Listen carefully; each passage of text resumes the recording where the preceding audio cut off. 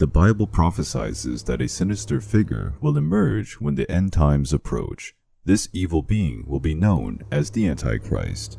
He will be the opponent of Jesus Christ when the latter finally returns. The Antichrist is a son of Satan and, like Christ, will come into the world from the womb of a woman. This being, half a man, half a devil, will disguise himself among men, waiting for the final judgment. In the beginning, it will be difficult to identify the son of the devil, because he will not give any indication of his origin, much less of his intentions.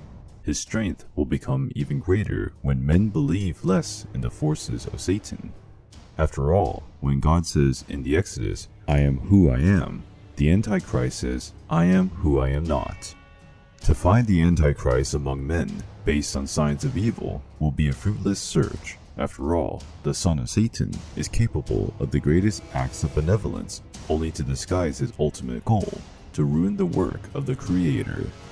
The Antichrist will use his increasing influence to convince men that the kingdom of God does not exist, and that the only existing world is the one in which we live.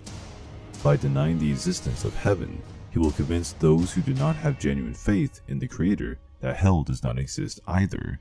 Thus, without fearing hell, man will become an easy target for the devil's temptations.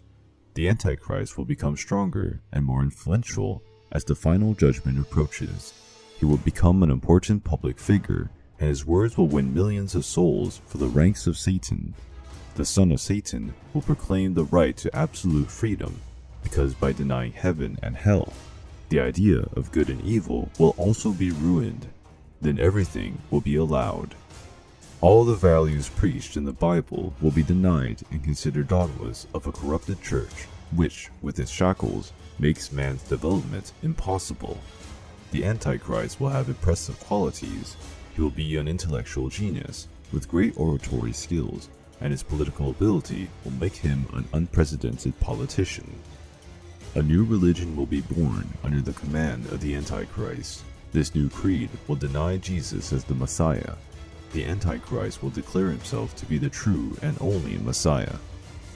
The opponent of Christ will have the power to rule over all nations and will found a world religion.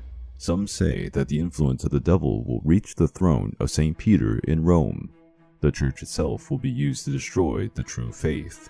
Like wolves disguised as lambs, they will use the words of the Lord in a distorted way, only in order to keep men away from God.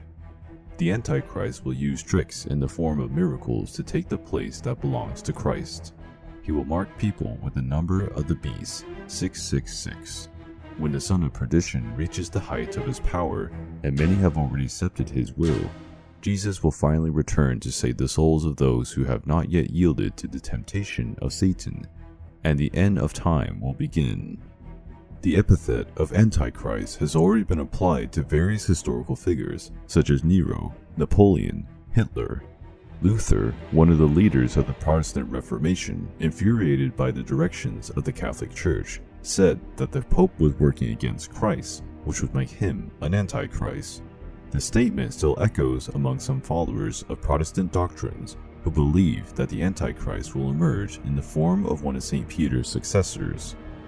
The term Antichrist has become vulgar and is now used to refer to all those who deny the divinity of Jesus, such as atheists, Jews, Muslims, and so on.